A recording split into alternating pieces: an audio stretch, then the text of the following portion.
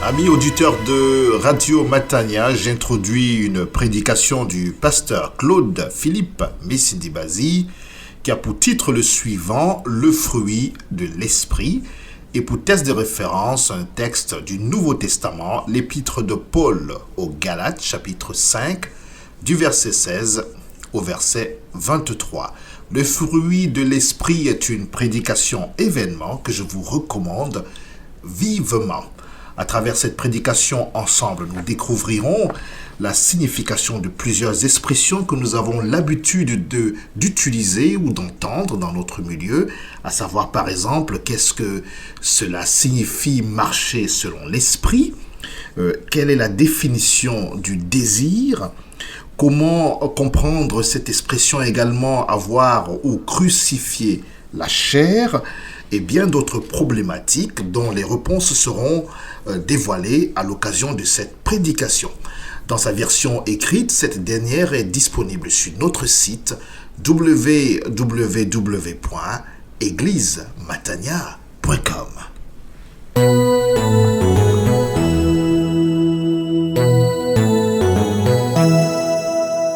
Je vous invite à prendre vos Bibles pour lire ensemble Galates chapitre 5, versets 16 à 24.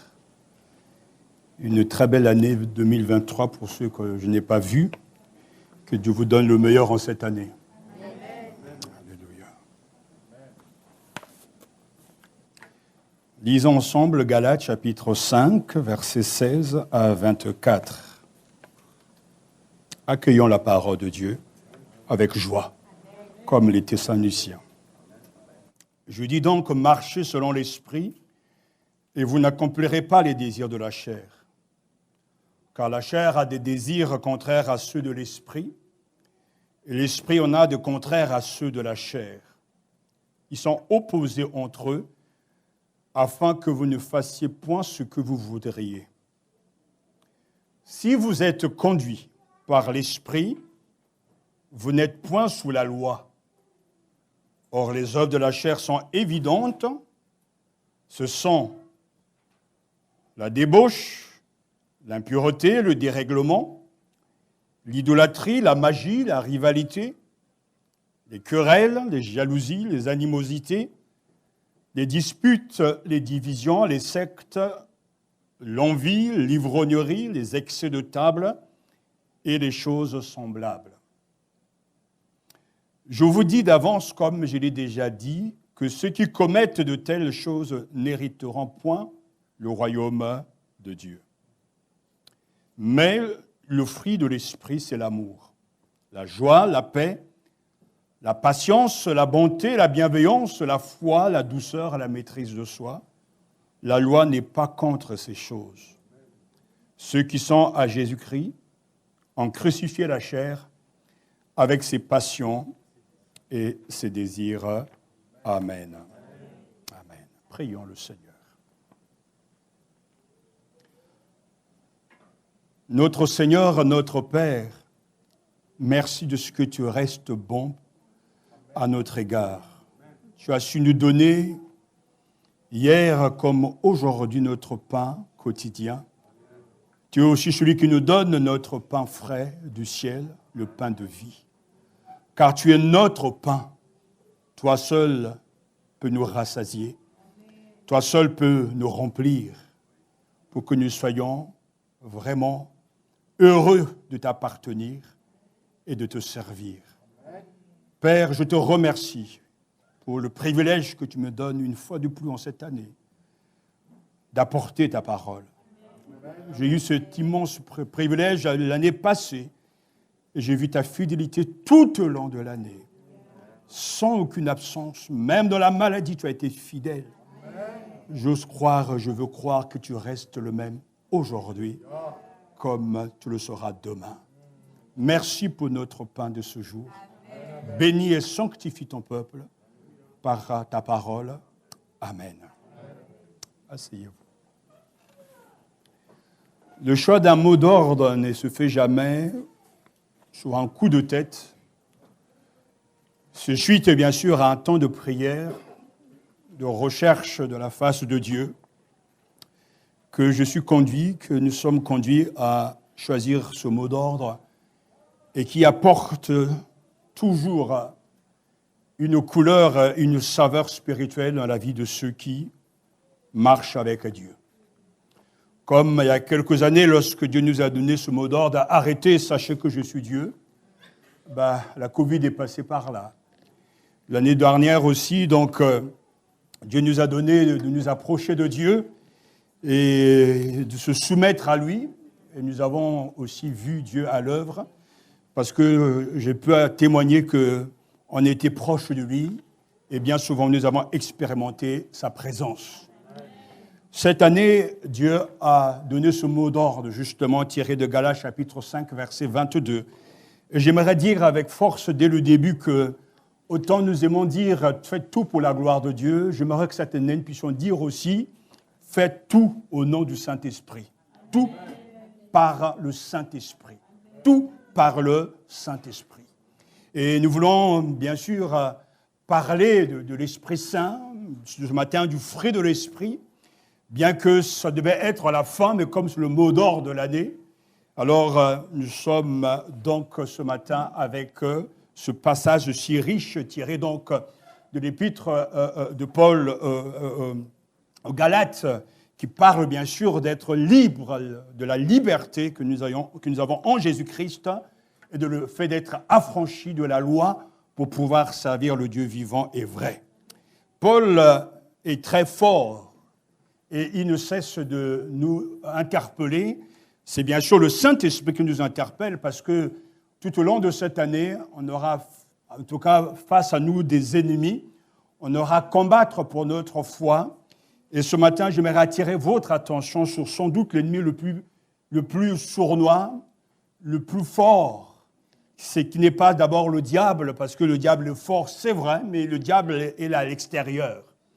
C'est l'ennemi, bien sûr, il y a d'autres ennemis que la Bible, dont la Bible nous parle. Le monde qui nous attire est capable donc de nous aveugler, de nous faire voir, de nous faire croire des choses. Mais le monde est aussi à l'extérieur, bien qu'il ait en nous, en tout cas, des ressorts pour nous attirer vers ce que Dieu a interdit.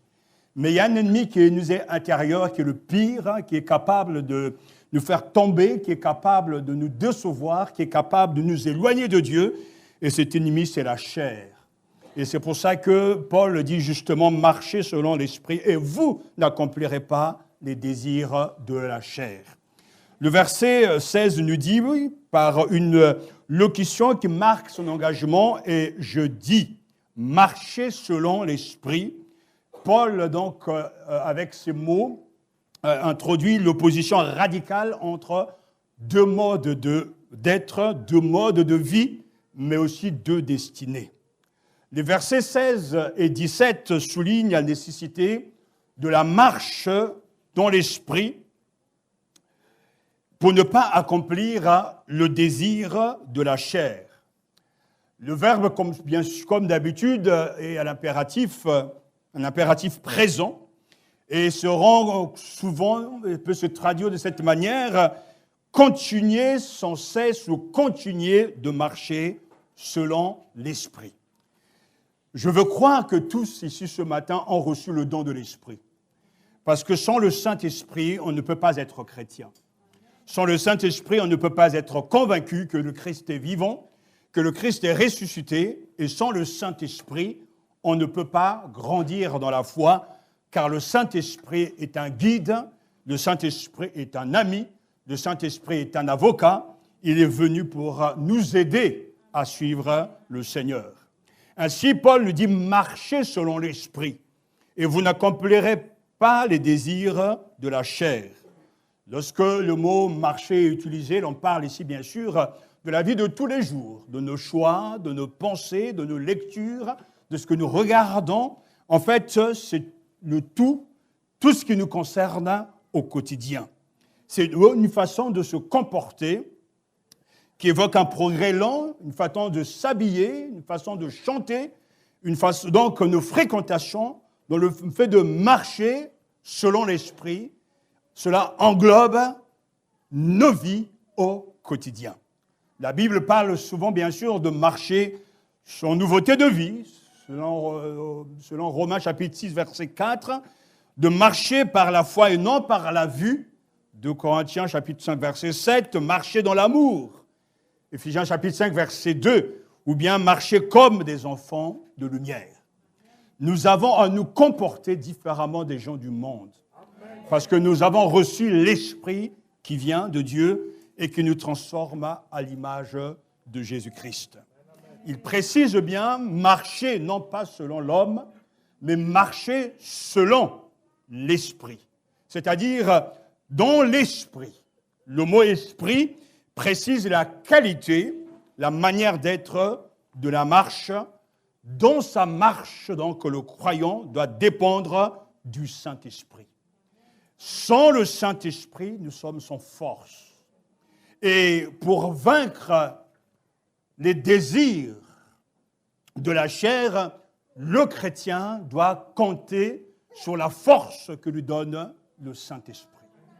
Parce que lui seul est capable de nous faire triompher de notre nature pécheresse, lui seul est capable de nous donner, de tenir ferme, de laisser la chair là où le Seigneur l'a crucifiée, c'est-à-dire à la croix, et de marcher en nouveauté de vie. Car le Saint-Esprit est conscient, et nous sommes conscients que les désirs de la chair sont d'une telle violence que personne ne pourra y être épargné si ce n'est par la force que nous donne le Saint-Esprit. Il est bien question, marchez selon l'Esprit et vous n'accomplirez point les désirs de la chair. Donc, le mot désir, le mot grec épithuma, veut dire convoitise, bien sûr désir, mais aussi passion. Pour Aristote, c'est une soif démesurée pour le plaisir. Ainsi, le désir est quelque chose de neutre. Mais quand nous sommes enflammés par des désirs cachés, ces désirs nous enflamment, nous habitent et nous poussent à faire ce que Dieu ne veut pas. D'où justement l'importance de marcher selon l'Esprit pour maîtriser les désirs de la chair. Parce que l'homme est conduit par ses désirs. Je désire m'acheter une maison, je désire m'acheter une robe, je désire aller au cinéma, je désire manger du poulet. Nous sommes des êtres de désir.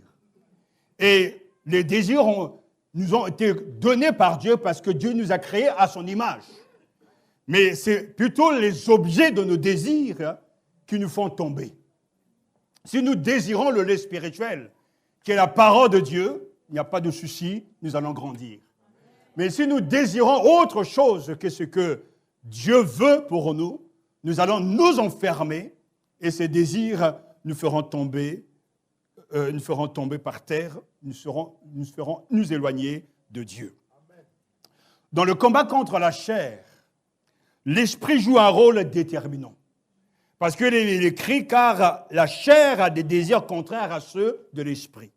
Et l'esprit en a de contraires à ceux de la chair. On voit bien qu'il y a deux modes de vie. La chair, l'homme livré à lui-même, l'homme naturel, la chair que nous avons héritée de nos parents, Adam et Ève, cette chair qui est déchue, que Dieu ne change pas. Et de l'autre côté, il y a l'esprit qui apporte la nouveauté.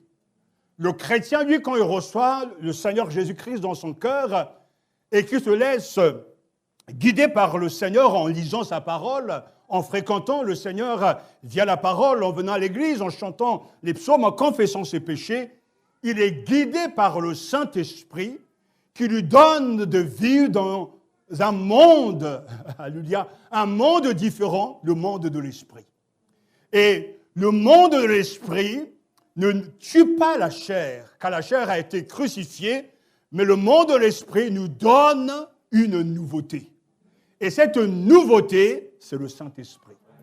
Nous sommes et nous resterons toujours des êtres humains, des pécheurs sauvés par la grâce de Dieu, mais le Saint-Esprit est celui qui nous donne la force de maintenir la chair à sa place.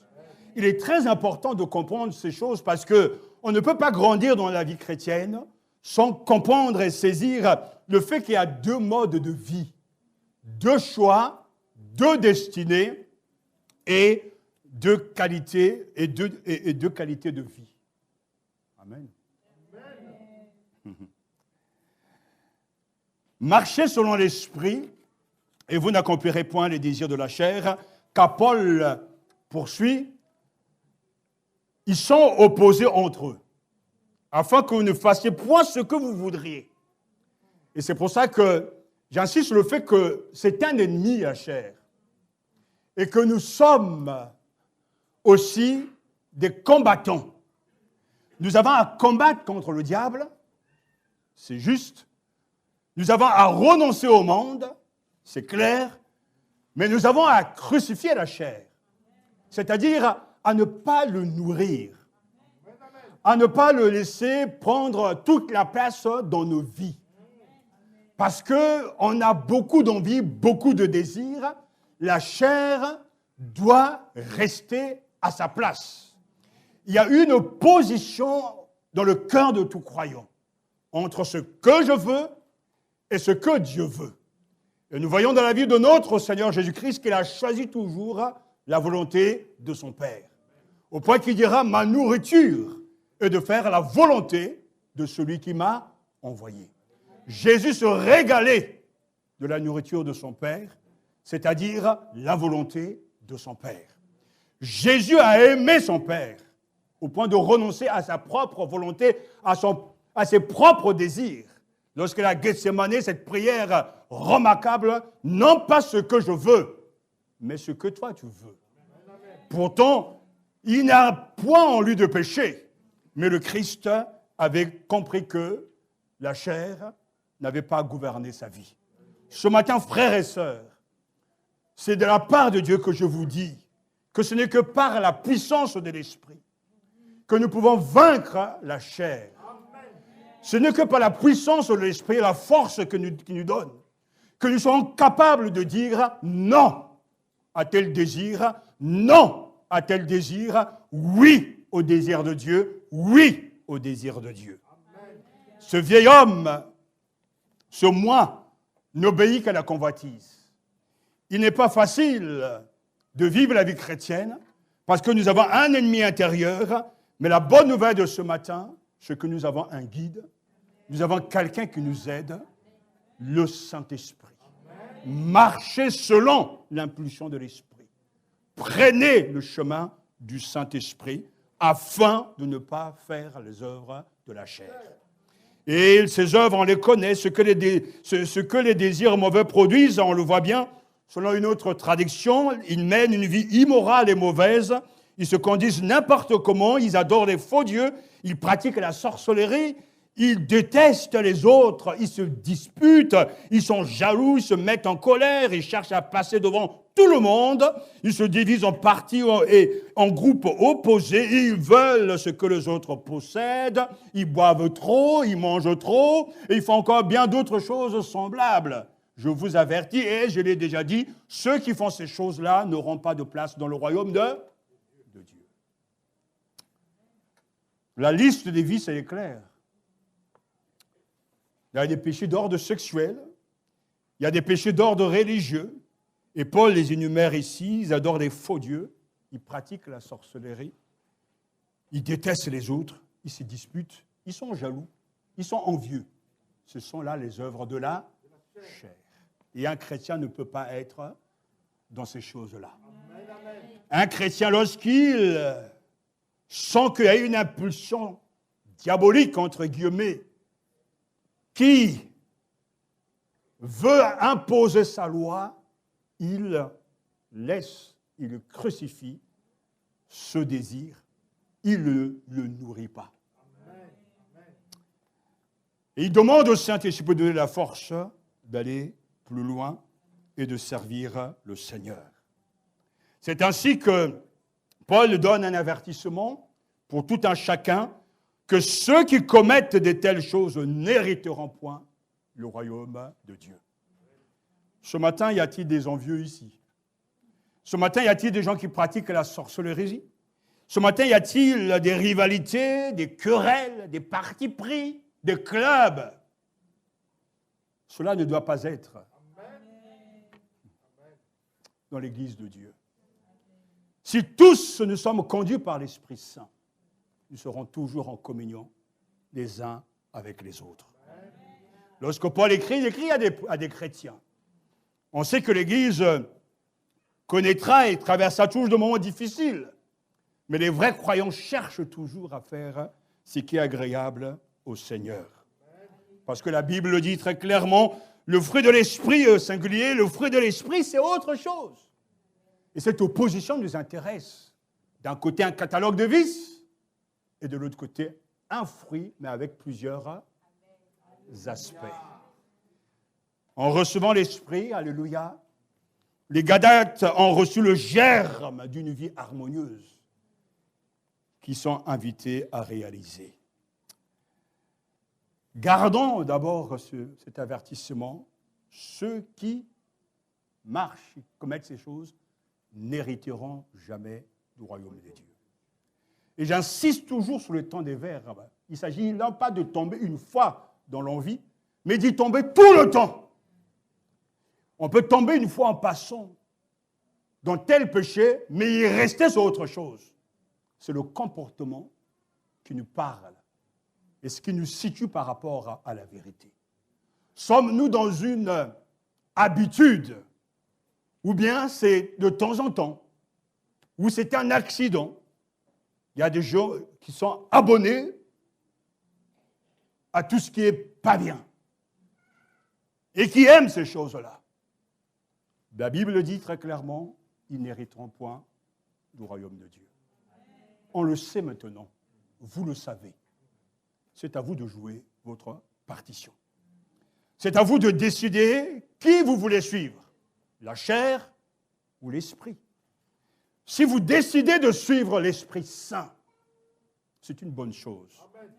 Parce que le contraste entre œuvre et fruit est important. Le fruit a la vie pour origine. Et dans le cas du croyant, il s'agit de la vie de l'Esprit. J'insiste, c'est le fruit de l'Esprit. Alors de l'autre côté, on a les œuvres de la chair au pluriel. Mais le fruit de l'Esprit, il est unique. Il est parfait, je dirais, il est complet. Alléluia. Laissez-vous donc, lorsque vous pensez aux œuvres, vous pensez à l'effort, au labeur, à la tension et à la peine. Quand vous pensez aux fruits, vous pensez à la beauté. D'un côté, on fait des efforts pour être chrétien, pour être sympathique, pour plaire à Dieu. De l'autre côté, on fait des efforts également, mais en dépendant du Saint-Esprit. Ce n'est pas la même chose. Je vais compter sur ta force, comme nous dit ce chant, Seigneur, pour aller plus loin. Et nous avons besoin de compter sur la puissance de l'Esprit, Seigneur, pour porter le fruit de l'Esprit. Alors, béni soit Dieu pour le don merveilleux qu'il nous a donné. Béni soit le Christ de ce qu'il est monté au ciel et qu'il nous a envoyé le don de l'Esprit Saint. La chair produit des œuvres mortes, mais l'Esprit produit le fruit vivant. Alléluia. Il y a un mais. Or, les œuvres de la chair sont évidentes, mais le verset 22 nous dit « Mais, heureusement, le fruit de l'Esprit, c'est l'amour, la joie, la paix. » Regardons donc ensemble ces fruits, ou ce fruit. Il est possible de classer ces 9 vertus chrétiennes de la façon suivante. D'abord, amour, paix et joie, soit le caractère chrétien par lui-même. On pourra dire, ce sont des vertus intérieures. Ensuite, on a la patience, la bonté, la bienveillance, soit le caractère chrétien à l'égard de son semblable. ce qui est extérieur. Et puis foi, douceur et contrôle de soi, soit le caractère du chrétien à l'égard de Dieu. Le fruit de l'esprit, le premier, c'est l'agapé. L'amour est suprême. Au point même que dans la grammaire grecque, on pourra traduire le fruit de l'esprit, comme je vous l'ai dit, 2 points, c'est-à-dire, c'est la joie, la paix, la bonté, etc. Parce que l'amour, c'est tout. L'amour espère, l'amour croit, l'amour est patient, l'amour cherche le bien de l'autre. Oui, l'amour agapé.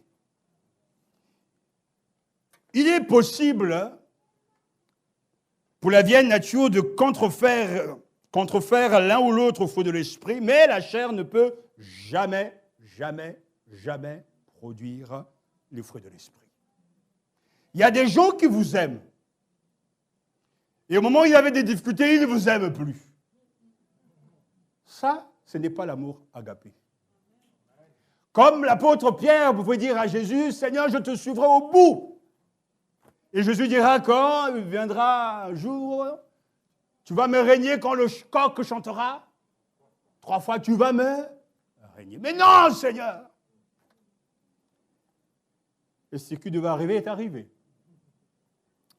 Il a régné le maître et Jésus, pour le réparer, le ragaillardir, qu'est-ce qu'il a fait?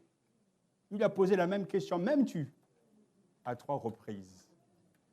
Pierre, est-ce que tu m'aimes? Il dit, mais Seigneur, tu le sais, mais oui, mais... Oui, tu sais que je t'aime. Alors prends soin de mes brebis. L'amour agapé s'attache à Dieu. L'amour agapé est fidèle. L'amour agapé aime même quand l'autre tombe. Parce que Dieu nous aime au point que nous tombons 1000 fois. Mais il nous pardonne toujours. On peut contrefaire ce fruit-là, dire, oui, moi, je suis un chrétien qui aime mon frère, ma sœur. Mais en réalité, laissez passer un courant d'air et vous verrez le vrai visage des gens.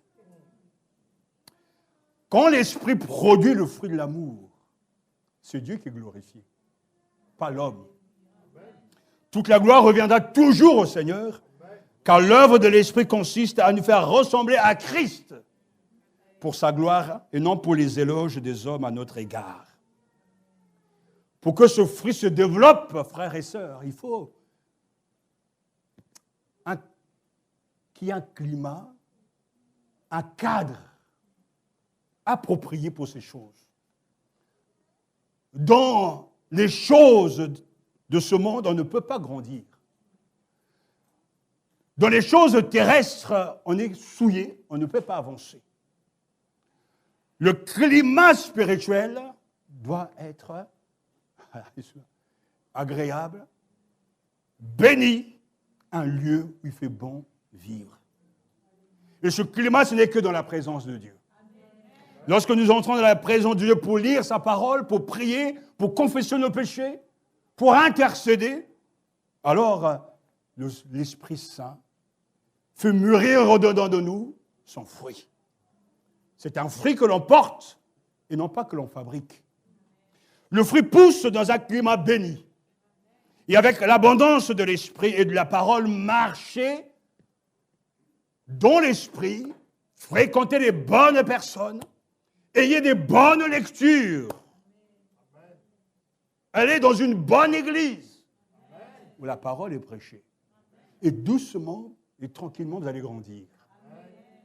Parce que le progrès est toujours lent, mais il est réel. Lorsque l'on veut porter le fruit de l'Esprit, il faut savoir arracher les mauvaises herbes. Ces mauvaises herbes qui étouffent, qui tuent la sémence.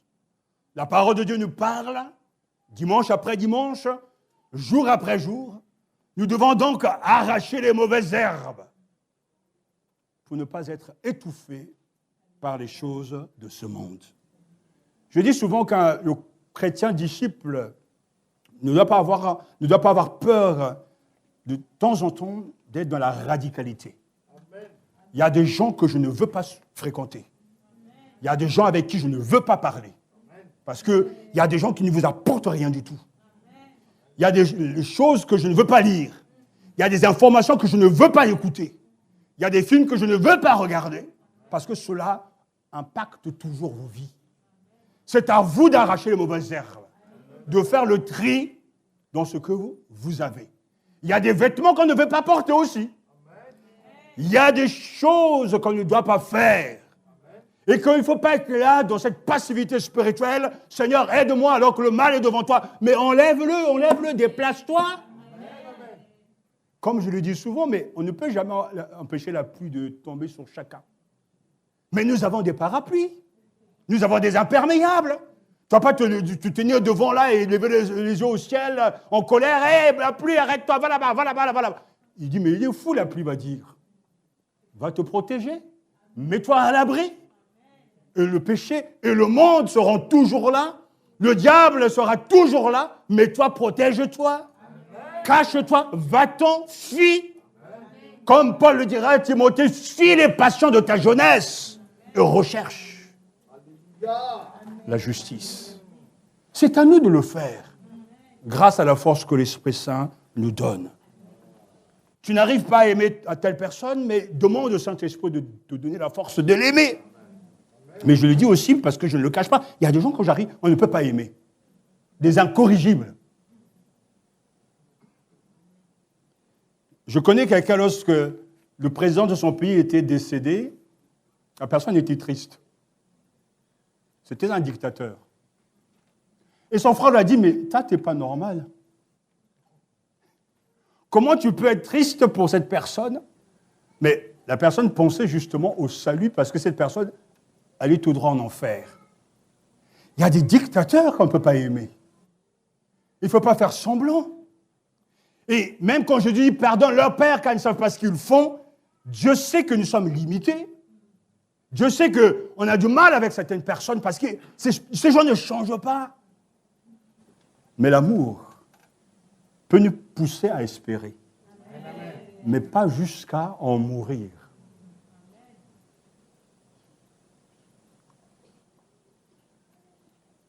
Le secret de la vie chrétienne, c'est le Saint-Esprit. Le fruit de l'Esprit, c'est l'amour. Ah, Seigneur. L'amour dont il est question dans ce passage n'est pas l'amour éros de la passion ou le philia, de l'amitié, ou encore le storge de l'affection. Non, c'est l'amour agapé, cet amour que Dieu nous a témoigné et qu'il veut que nous ayons pour les autres. Et nous l'avons vu dimanche passé, 1 Corinthiens 13, l'amour, c'est un comportement tourné vers les autres, tourné vers Dieu. L'amour, c'est 15 verbes d'action. L'amour n'est pas une émotion, mais une volonté de faire. Oui, le fruit de l'esprit, c'est l'amour. Alors ce matin, que chacun s'interroge, est-ce que tu aimes vraiment le Seigneur? Parce que aimer Dieu, c'est être capable d'accepter tout ce qu'il nous donne, tout ce qu'il veut. Ce n'est pas être en colère contre lui, c'est accepter son dessein et ce qu'il permet même dans nos vies, des choses même très graves. Mais rester attaché au Seigneur. On peut aimer quelqu'un parce qu'il nous apporte un peu de bonheur. Mais ça reste un amour humain. Dieu nous aime sans que nous ayons aimé d'abord en premier. Dieu a donné son Fils alors que nous ne l'avons pas cherché. L'amour inconditionnel, l'amour qui donne sans retenue, l'amour qui s'oublie. Le fruit de l'esprit, c'est l'amour. On ne peut pas porter ce fruit sans l'Esprit Saint. On ne peut pas aimer de telle manière sans l'Esprit Saint. Et je bénis Dieu parce qu'il nous donne d'aimer et d'aller toujours plus loin. N'oubliez jamais que l'amour est la plus grande vertu de la vie chrétienne. Et ce que nous avons entendu dimanche passé est un projet de vie. Un projet de vie. L'amour est patient. Il est plein de bonté, l'amour n'est pas envieux, il ne cherche pas à se faire valoir, il ne s'enfle pas d'orgueil, il ne fait rien d'inconvenant, il ne cherche pas son propre intérêt, il ne s'aigrit pas contre les autres, il ne trame pas le mal, l'injustice ou la triste, la vérité le réjouit. En toute occasion, il pardonne, il fait confiance, il espère et il persévère. Seigneur, fais mûrir en moi ce fruit. L'âme, alléluia, le deuxième fruit de l'esprit, c'est la joie. Ah! On ne peut éprouver de joie réelle sans le Seigneur. C'est uniquement dans une relation avec lui, qu'il devient possible de ressentir ce que Pierre appelle une joie merveilleuse et glorieuse. 1 Pierre chapitre 1, verset 8. Quelle est la différence entre la joie terrestre et la joie de l'esprit? Mais la joie terrestre va toujours dépendre de quelque chose, d'un bienfait. Tu es content parce qu'on a augmenté ton salaire. Ah oui, tu es content. Tu es content parce que tu as reçu une bonne nouvelle. Tu es content parce que tu es en bonne santé, tes enfants vont bien, ils réussissent à l'école. Alléluia. Le dimanche matin, tu es hyper enflammé. Et tu chantes des louanges. Tout le monde te remarque. Tellement la joie déborde, inonde les autres. Mais le malheur va arriver frapper à la porte. Et ce midi, à 14h, un visage triste. La joie de l'esprit ne dépend pas des circonstances favorables. La joie de l'esprit est un fruit de l'Esprit Saint. La joie chrétienne n'exclut pas la souffrance, non.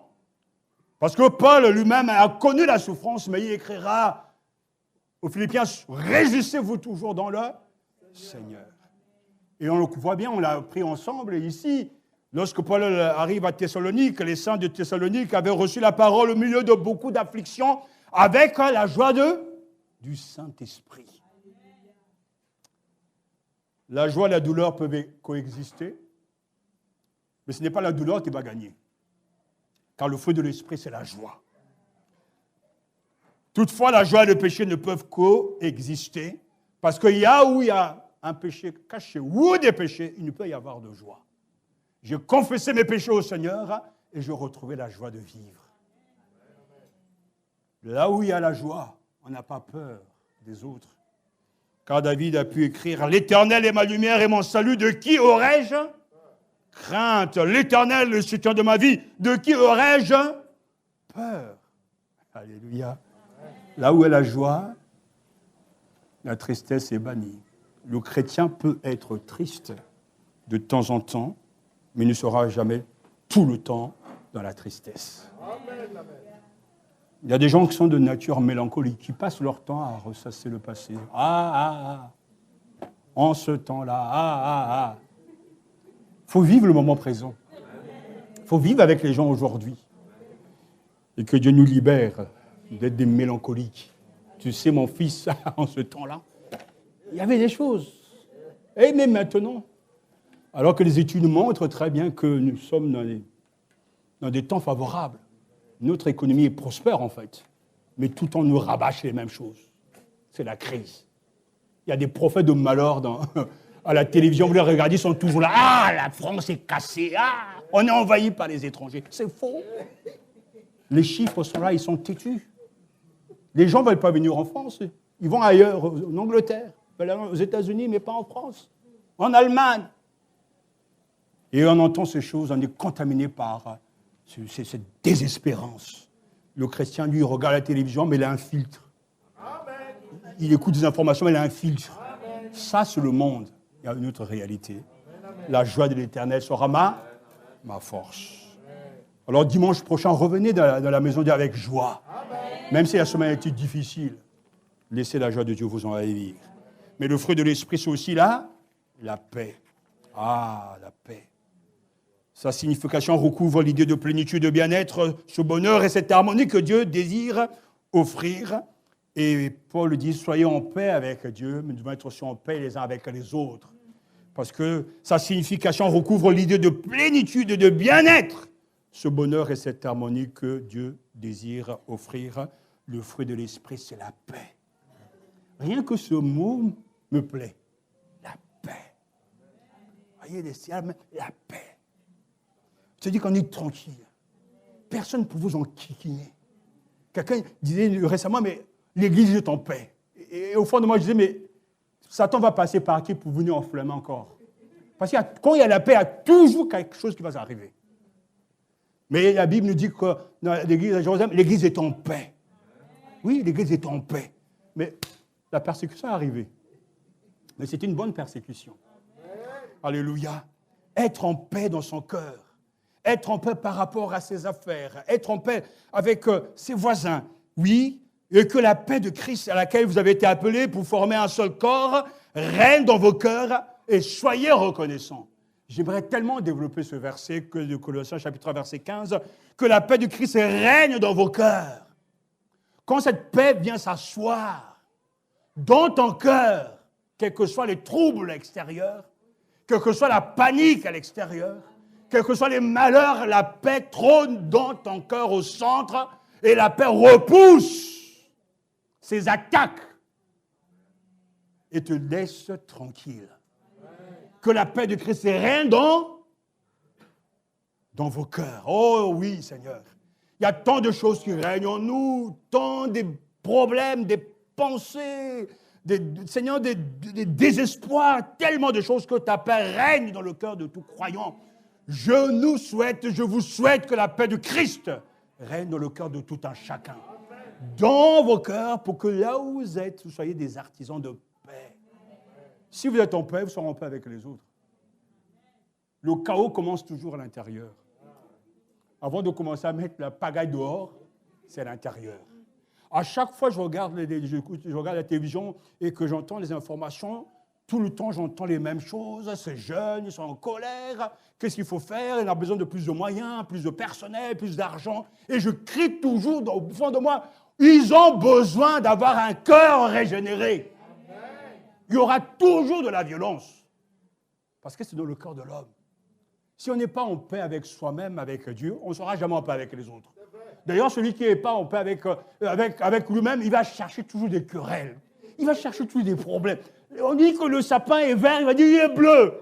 Parce qu'il aime les problèmes. J'ai rencontré pas mal de gens dans l'église. Hein. Il y a vraiment des vrais comiques. Comme je dis souvent, il faut leur donner le prix Nobel de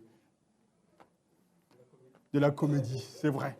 Ils sont des gens, j'ai assisté à des réunions, des fois, tout le monde est là tranquille, mais ils arrivent à te sortir des choses. Mais des fois, je te dis, mais ça sort d'où? C'est que les gens sont tranquilles. J'ai assisté du conseiller, des fois, dans les chorages, j'étais dans quoi, mais il dit, mais je les entends, j'écoute, ils sont là, mais où est le problème, en fait? Oh, pasteur, vous savez, mais où est le problème? Il y a des gens, j'ai vu que lorsqu'il y a l'église de ton Père, il faut qu'ils créent un problème. Parce qu'ils ne peuvent exister que dans le brouhaha. Et c'est là qu'on commence à dire, ah, vous savez, il faut prier. Je les ai vus à maintes reprises. Hein. La chorale de ton Père, tout d'un coup, ils créent un problème. Ah, pasteur, ça chauffe ici. Pasteur, ici, on a besoin d'un pompier. Ça dit quelqu'un pour intercéder.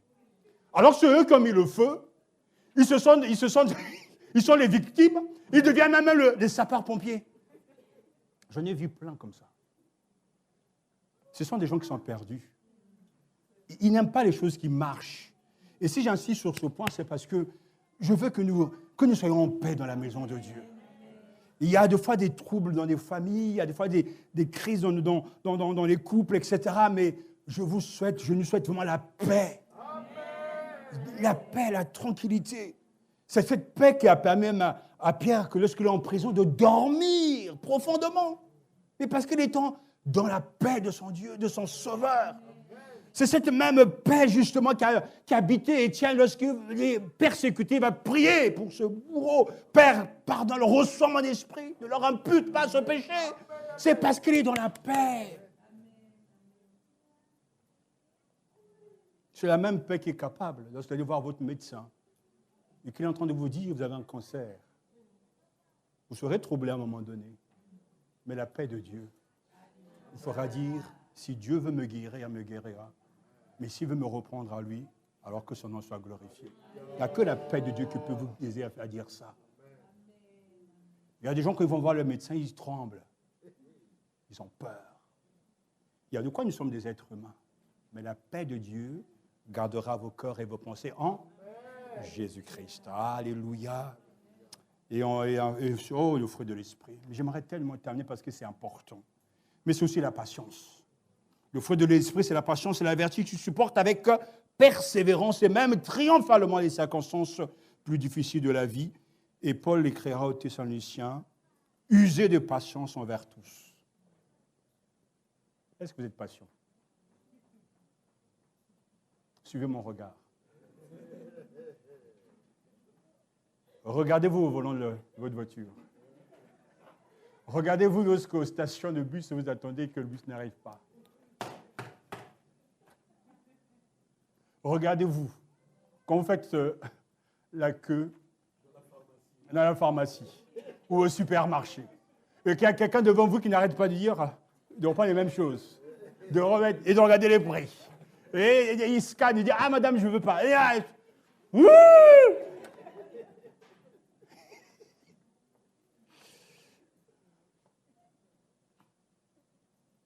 c'est une vertu que la patience. Ouais. Moi, je suis un ancien militaire, comme mon beau-frère me dit, le militaire. Et le militaire marche toujours au pas. Donc, les gens qui traînent, je ne les supporte pas. C'est vrai. Quand les gens sont trop mous, lents, j'ai du mal. Je dis, mais bouge-toi un peu! Ça va pas. Il faut être patient avec certains. Et nous devons prier pour être patients. Parce que des fois, les gens sont très lents. Comme Colus savait le dire dans le passé, il comprend vite. Mais il faut l'expliquer longtemps. Il y a des gens, il faut leur expliquer longtemps. Du matin au soir, même pendant 10 ans, il faut leur expliquer. Ils sont lents à la détente, comme on dit. Et est-ce qu'on est pasteur, il faut être patient. Parce que tous ne sont pas comme l'apôtre Jean, tous ne sont pas comme l'apôtre Paul. Il y a des gens qui sont lents à comprendre. Que Dieu nous donne beaucoup de patience et prier pour nous, pour que nous soyons patients et à se supporter les uns les autres. Le fruit de l'esprit, c'est aussi la bonté. Alléluia. On peut être gentil, bon à la base, mais la bonté, c'est quelque chose de naturel, mais c'est le fruit de l'esprit, c'est le fait d'être bon à l'égard des autres. Et la Bible nous dit justement, ayez donc comme des élus de Dieu saints et bien-aimés, revêtez-vous de sentiments de compassion, de bonté, d'humilité, de douceur et de patience. Vous savez, quand on est bon, que c'est le Saint-Esprit, ça laisse des traces. L'année passée, on a déménagé en fin d'année. On est parti dire au revoir à nos voisins. C'était un témoignage remarquable, vous l'entendrez, parce qu'on a vu ce qu'on appelle la providence divine à l'œuvre, à l'action. Dieu vraiment travaille et il nous surprend. Capable de débloquer des situations, de toucher le directeur d'une banque pour nous servir. Dieu est vraiment puissant. Et ce témoignage, il est très puissant. Et quand nous sommes partis dire au revoir à nos voisins, à tous nos voisins, on a été beaucoup touchés parce que ces voisins, vraiment, on les aime, on les aimait, et on connaissait tous d'eux. Même mieux que certains de nos assemblées. Et certains avaient des larmes pratiquement aux yeux, d'autres nous avaient offert des cadeaux. Et ce qui nous a le plus marqué, c'est qu'ils ont reconnu en nous des gens gentils et bons. Surtout à l'égard de mon épouse, il y en a une que je vais toujours parler, elle est musulmane, en tout cas deux musulmanes, mais elle ne jure que par mon épouse. Elle aime au point que même ses enfants, quand on les croise, disent « Mais ma maman vous aime d'une manière incroyable. » Il y en a une autre qui était aussi musulmane, aussi avec plusieurs enfants. Son enfant était très malade. Elle avait partagé ça avec mon épouse.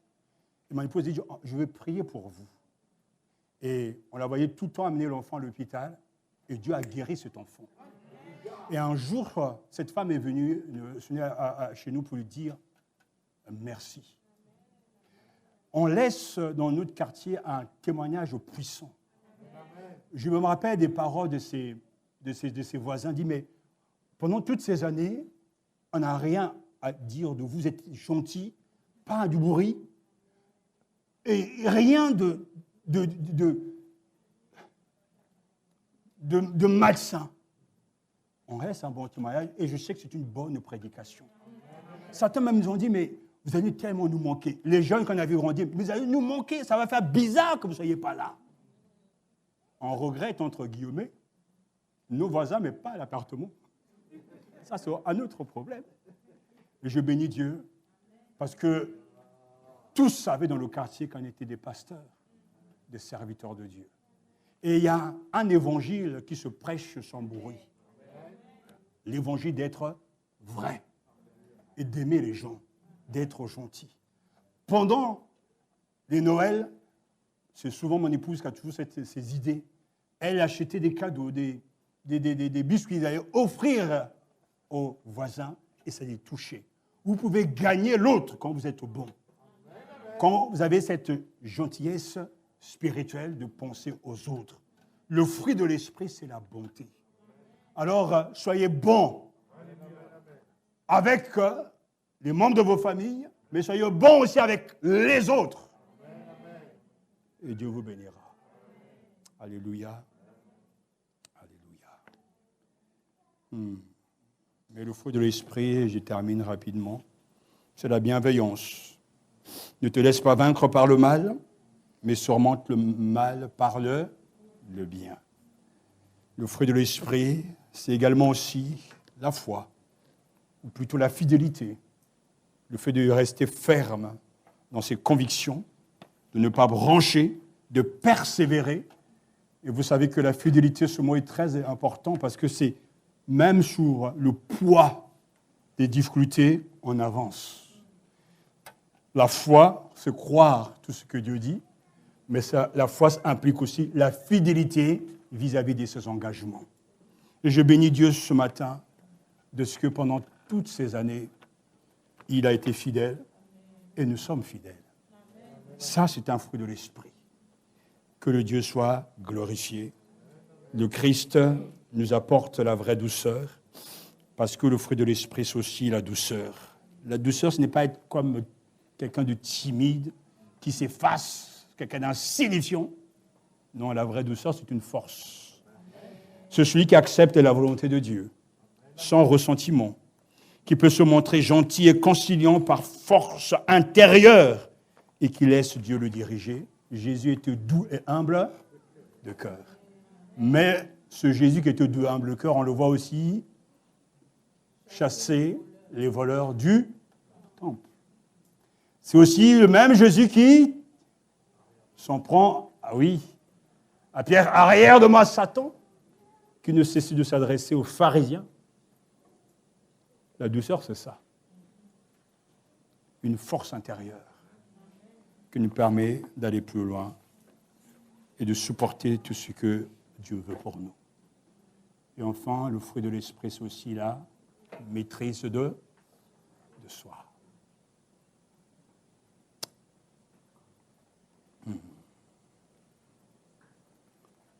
Ce dont il est question ici, c'est de modération.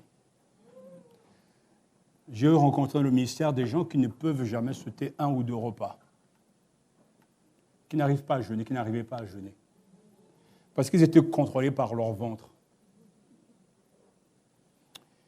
Il y a des gens qui passent leur temps à dépenser. J'ai connu des gens qui, même lorsqu'ils ont 10 verres, ils veulent avoir 20 autres verres. C'est une maladie, il manque de maîtrise de soi. Il y a des gens qui on leur donne 1 000 euros, ils ont déjà calculé. Ils savent ce qu'ils vont acheter. Au lieu de mettre de l'argent de côté, ils dépensent toujours. Il y a des gens, ils ne peuvent pas porter la même chemise 3 fois ou 4 fois, même laver. Ils doivent toujours changer. La maîtrise de soi, c'est être capable de maîtriser ses sentiments, même lorsque ce sont des choses légitimes. C'est un équilibre dans le manger, le boire, le vêtement, le langage, et tout se comporte de manière équilibrée. En fait, quelqu'un qui a la maîtrise de soi, c'est quelqu'un qui est équilibré. Il ne fait pas semblant de ne pas être en colère, parce que ça, c'est aussi un hypocrite. Et si vous avez remarqué tout au long de ces années avec vous, j'ai cherché à vous rendre plus humain. Je veux que vous soyez vous-même. Si vous n'aimez pas la tarte aux pommes, dites carrément vous n'aimez pas, mais faites pas semblant de l'aimer. Si vous n'aimez pas le sapin, dites clairement que tu ne l'aimes pas, mais fais pas semblant de dire « Oh, waouh !» Je veux tellement que vous soyez vous-même. Non pas que vous soyez une forme de maîtrise en soi, mais pas la maîtrise, cette maîtrise humaine, non. C'est simplement être soi-même. Jésus était lui-même. Des fois, les gens peuvent nous reprocher, ouais, tu as des coups de colère. Mais oui, je vois Jésus aussi en colère. Il ne faisait pas semblant. Un jour, je connais une situation de fille, et puis mon oncle a dit, mais tu sais, mon neveu, toute vérité n'est pas bonne à dire. Moi, je répondis, si. Ça, ce n'est pas écrit dans la Bible. La maîtrise de soi fait référence à la modération. Tu peux prendre un peu de vin, mais il ne faut pas abuser. Je veux m'adresser à tous les chrétiens, même congolais, disent, mais pas de vin, mais alors que les gens boivent en cachette. Et pendant tant d'années, on a menti aux gens, on dit, ouais, mais c'est un péché, certains même disent, oh. Une fois quand ma mère est venue, on était invités, puis nous ont sorti, oh, moi non. Ça dit, mon fils est perdu, le fils est perdu. Moi, je n'en bois pas, j'aime pas le vin, mais il dit, mais ces enfants sont perdus parce qu'elle a grandi avec cette notion que le vin est un péché. Mais j'ai vu des pasteurs venir, je les ai invités au restaurant, mais dit, mais faites sortir les gens de cette contradiction, de ce mensonge. La maîtrise de soi fait référence à la modération, à l'abstinence dans chaque domaine de la vie. J'avais mon tonton qui était un ancien alcoolique, qui s'est converti. Lui, je lui dirais, toi, tu ne dois pas boire. Oui. Je vous ai raconté l'histoire de ce ancien alcoolique qui est venu à la paroisse. Il vient, c'était le jour de la Sainte Seine. Il était assis au fond de la salle. La Sainte Seine passe. Il prend le gobelet et puis tout d'un coup, il change de bon, il change de rang. Parce que le goût du vin était revenu. Donc il change de rang carrément. Et puis il fait comment?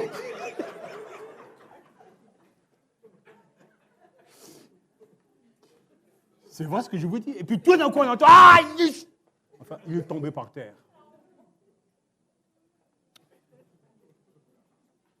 Les pasteurs ont dû prier pour lui, puis qu'il revienne à la vie. Dieu ne blague pas. Ces choses-là, on les a vues dans le passé. Aujourd'hui, les gens... Donc, il faut dire... Stop. Tout est une question d'équilibre. Alléluia.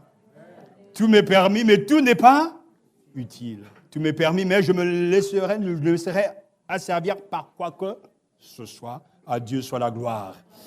Alors, frères et sœurs, concluons ce matin en nous souvenant qu'il s'agit de l'œuvre de l'Esprit dans le cœur de quiconque s'abandonne à l'Esprit. Et nous avons besoin de son aide. Saint-Esprit, aide-moi. Et fais mûrir en moi le fruit, ton fruit. Mettons-nous donc à la disposition du Seigneur. Et nous verrons ces choses s'accomplir en nous par la grâce de Dieu. Le mot d'ordre de l'année, le fruit de l'Esprit, c'est l'amour, la joie, la paix, la patience, la bonté, la bienveillance, la foi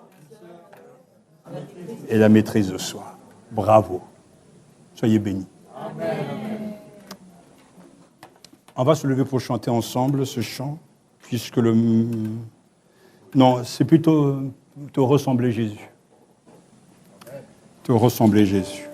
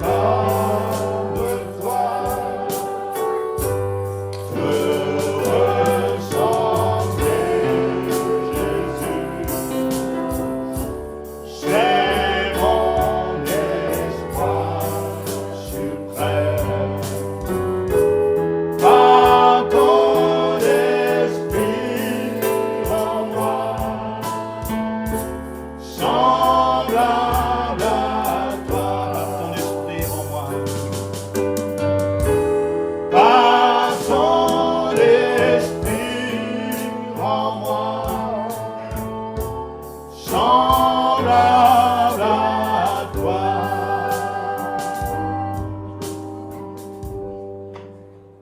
Amen. Que quelques-uns prient le Seigneur. Merci mon Dieu pour cet enseignement. Oui, chaque jour tu viens, tu nous enseignes, tu nous accompagnes, tu nous fais grandir, Seigneur.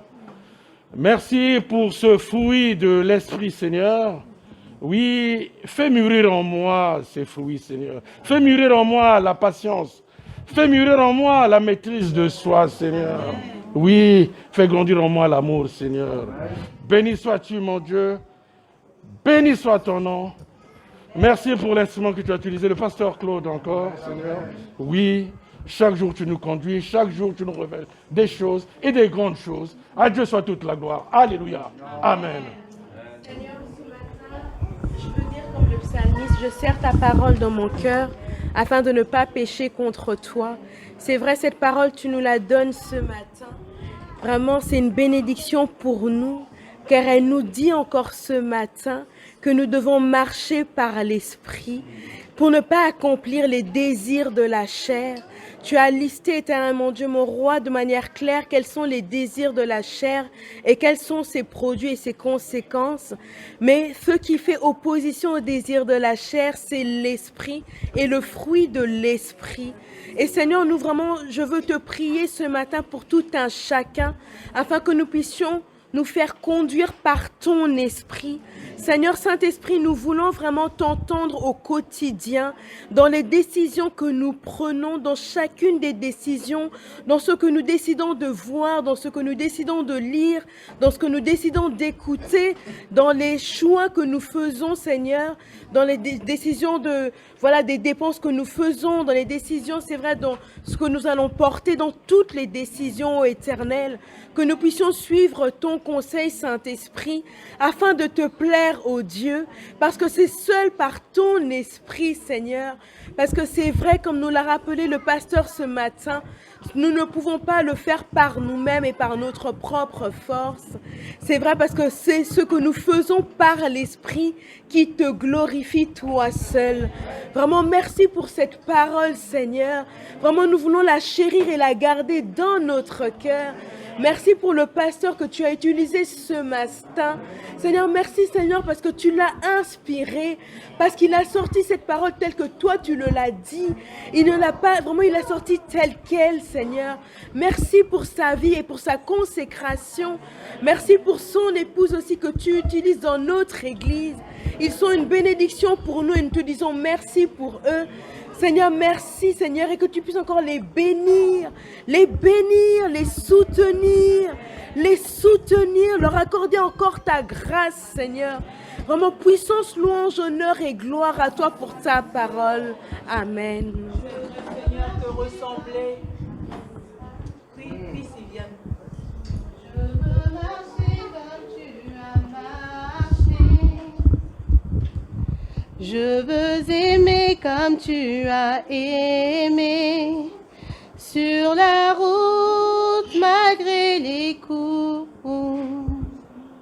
tu n'as pas répondu aux injures. Alors qu'on crachait sur ta figure, tu as méprisé les clous. Quand tu m'as aimé plus que tout.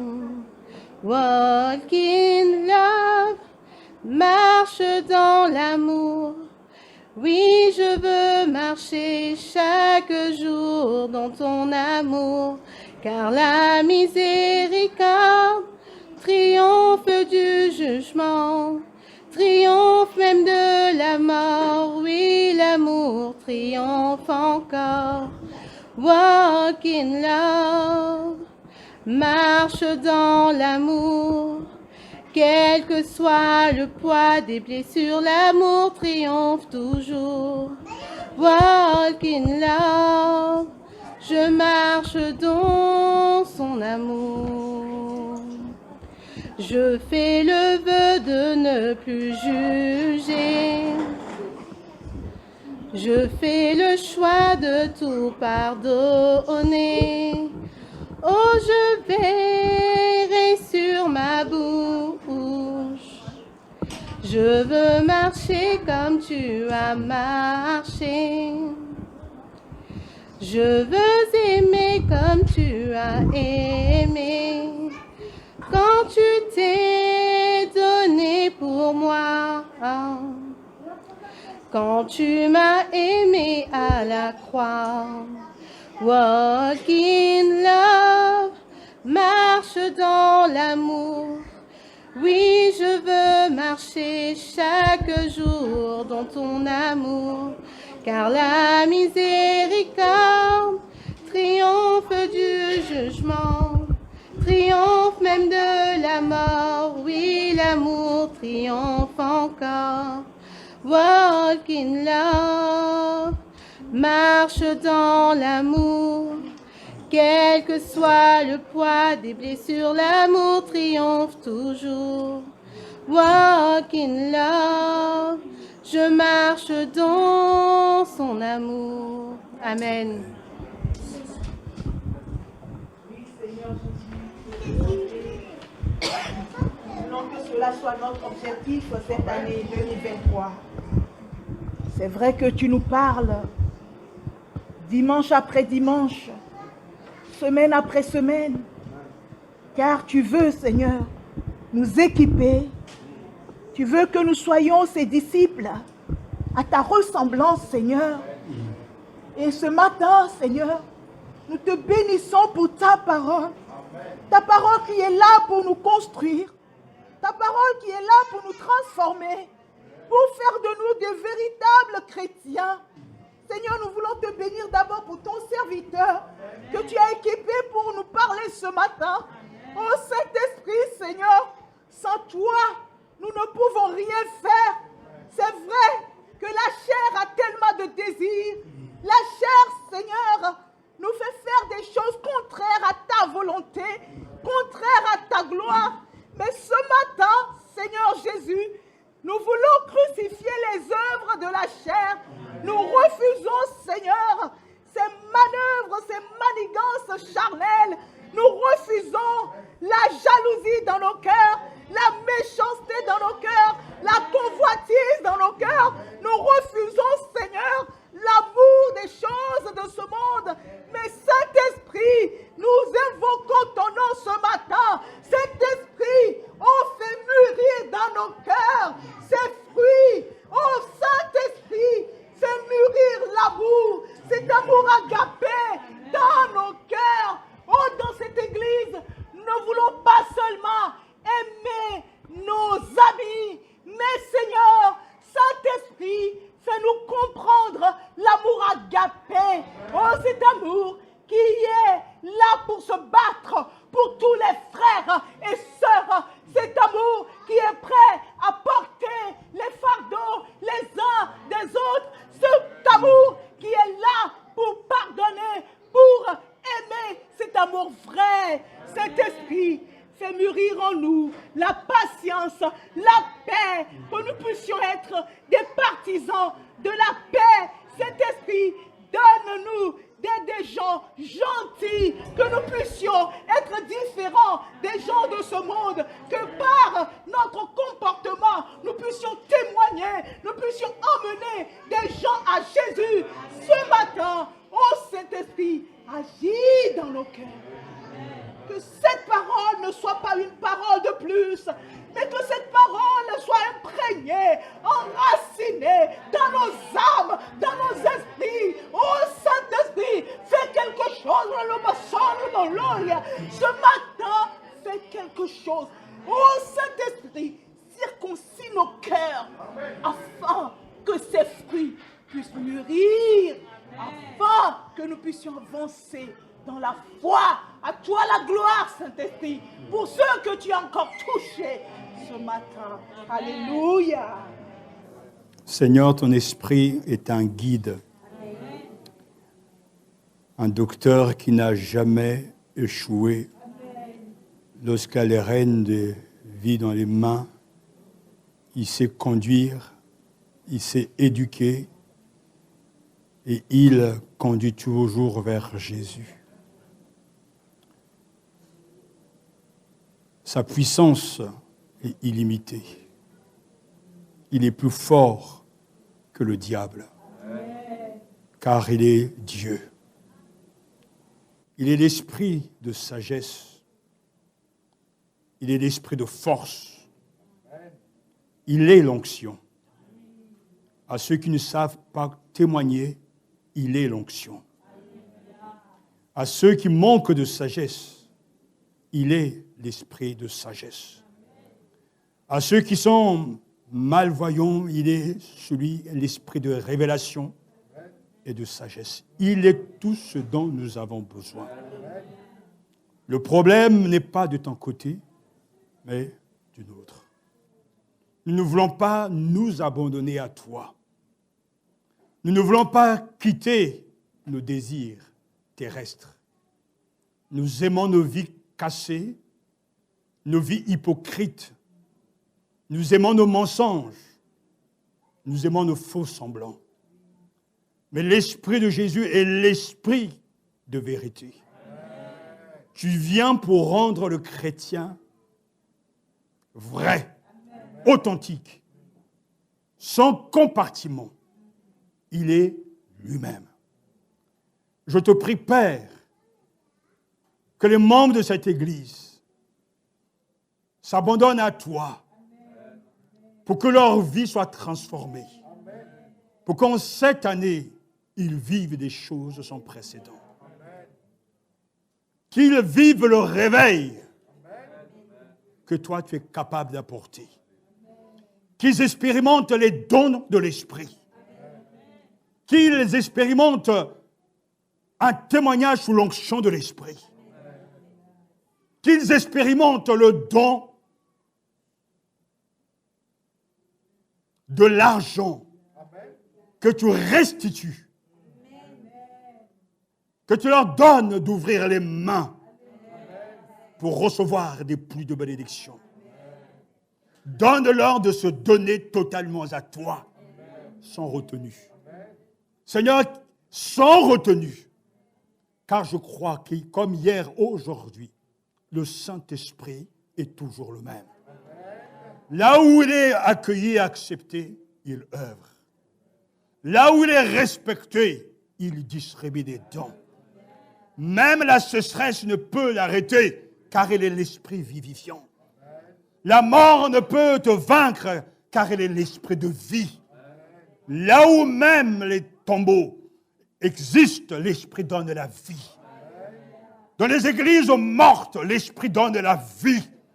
Parmi les chrétiens morts, le Saint-Esprit vivifie. Je peux vivre le réveil dans un pays où il y a la mort spirituelle. Car l'Esprit ne calcule pas l'environnement. Il est celui qui vient habiter dans notre cœur. Tout par le Saint-Esprit. Nous voulons honorer le Saint-Esprit en cette année. Nous ne voulons pas diriger la louange sans l'aide du Saint-Esprit. Nous ne voulons pas servir, Seigneur, dans les associations sans l'aide du Saint-Esprit. Nous ne voulons pas faire des choix, prendre des décisions sans le conseil du Saint-Esprit. Nous ne voulons pas prêcher ou prendre le micro pour dire tout et n'importe quoi sans l'aide du Saint-Esprit. Nous sommes dépendants de lui, du début jusqu'à la fin. Saint-Esprit, me voici, je suis ton serviteur. Utilise-moi. Fais-moi porter du fruit. Fais-moi porter davantage de fruits. Utilise ma famille pour ta gloire. Et utilise toute la famille de cette assemblée. Oui, nous croyons que le Saint-Esprit est vivant. Réveille-nous de notre sommeil et équipe chacun de nous là où il est dans sa tâche. À ceux qui font le ménage, donne-leur la joie de te servir. À ceux qui font des relations d'aide, donne-leur la joie de servir les autres. À ceux qui sont égoïstes, libère-les. Donne-leur de se partager. À ceux qui ont deux tenues, donne-leur de partager une tenue. Seigneur, apprends les uns aux autres à aimer comme tu as aimé. Sans retenue. Dans la joie. Et accorde-nous ta paix. tout au long de cette année, alors que les vagues de Satan vont se lever, alors que les vicissitudes vont s'amplifier, alors qu'il y aura tant de tsunamis qui vont, Seigneur, vous s'abattre sur l'Église, sur chacun de nous, que ta paix siège en maître dans les cœurs. Donne-nous de ne jamais paniquer. Donne-nous de ne pas abandonner l'Église quand tout va mal, mais au contraire, de venir dans ta maison quand tout va mal. Seigneur, donne ta paix dans les familles, dans les couples, dans toutes les églises dans ce pays. Cela ne veut, Seigneur, que ta paix inonde nos vies et donne-nous de faire de Jésus notre tout. Saint-Esprit, centre nos vies sur Christ et Christ seul. Réveille-nous avec des chants d'allégresse dans les nuits que nous ne soyons pas, Seigneur, troublés par des forces obscures. Non, que le chant de l'Éternel nous soit donné dans la nuit. Donne-nous de chanter avec les anges pendant ce temps de louange, de culte, de célébration. Donne-nous de réjouir le cœur de Jésus à chaque fois que nous prenons la Sainte Seine. Donne-nous de voir ton sourire lorsque nous donnons nos dîmes et nos offrandes. Ô Seigneur, merci pour ta bénédiction et pour ta parole. Que ta grâce nous soit multipliée. Au nom de Jésus-Christ, amen, amen. Soyez bénis.